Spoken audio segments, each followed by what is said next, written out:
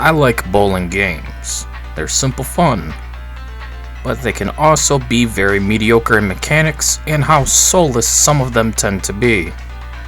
This is AMF Xtreme Bowling 2006 for the PlayStation 2.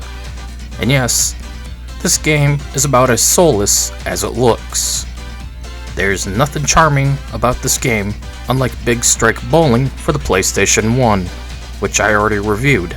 In fact, I've covered a few bowling games and DLCs, so go check them out after this review.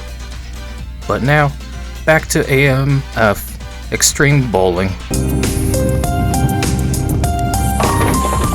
The first thing I want to point out is the ability to create up to 8 profiles with their own avatar.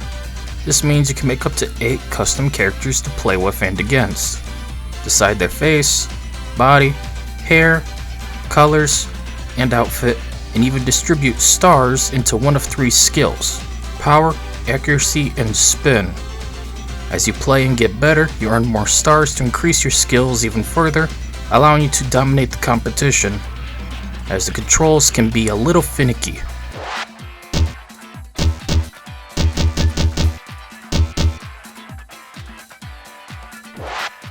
So let's talk the controls.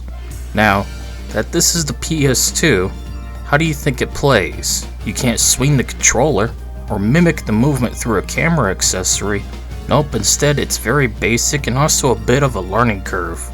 You decide the direction you want with the left analog stick, and then choose the power and accuracy with the X button to throw your ball and hope for the best.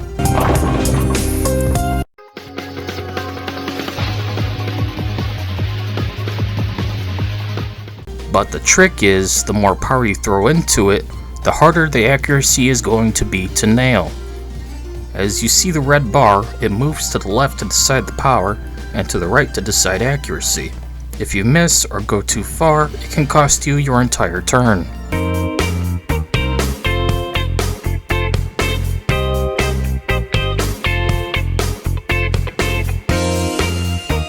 So let's go into the first game mode available to fix that, shall we? The first game mode is Practice Mode, which allows you to get good, son, or as best as possible. Here it's just 10 frames of normal bowling, all alone, in whatever alley and grease option you choose. There's 9 bowling alleys to play in: Hollywood, Baton Rouge, Southtown, Vegas, White Plains, River City, Kingpin Lanes, Sawgrass Lanes, and Tombstone. As for grease options, you have none, flat, reverse block, top hat, Christmas tree, taper, semi-flat, and random. Each changing up how the alley works and how you can approach things, like altering how well your ball does, if it spins, comes in at an angle, if it's near a certain section of the lane, etc.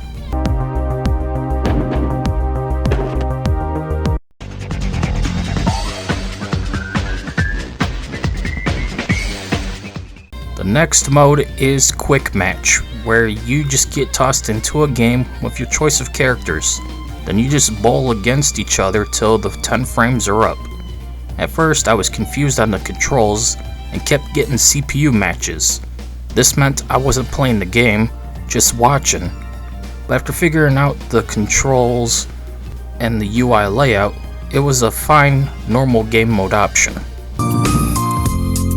Tournament was another mode where I messed up at first and just got the UI and kicked back to the main menu, because once again, I didn't set things right and had nothing but CPUs duking it out.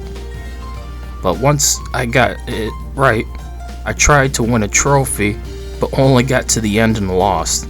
It's a tense mode, and the CPU doesn't play around in tournament either. I had to bring my A game, but failed in the end by just a few points. As for League, I have no idea what it's about. I just kept bowling and lost in the end, but whatever, I guess. You get to go up to 4 characters duking it out and seeing who wins the most rounds or something? Who knows? SpaghettiOs.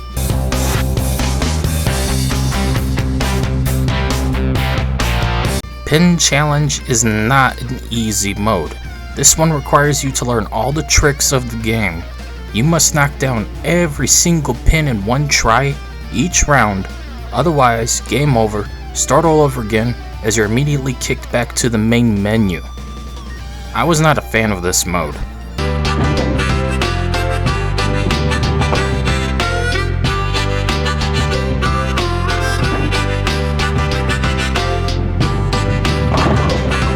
The last mode is a match challenge, which is just random situations you're thrown into, like you only have 3 frames left to top your opponent, who is way ahead of you in score, otherwise you lose type of stuff.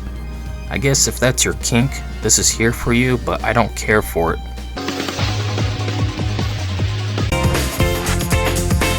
The only other things to mention is how the characters are all generic and have no character, unlike Big Strike Bowling for the PS1 or AMF Bowling Pin Busters for the Nintendo DS.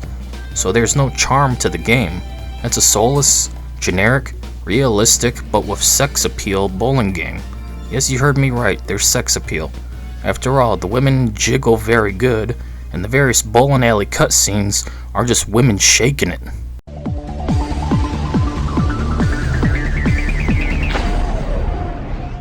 Also, the loading times. Oh good lord, the loading times. Even with emulation, this is not fast.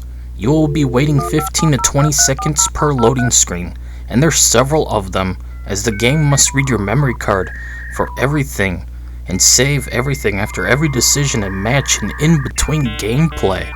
Good lord, what an awful design decision. And I get the PS2 was the worst console of its generation power-wise. But come on, man, even Sony first-party games loaded faster than this. There's no excuse.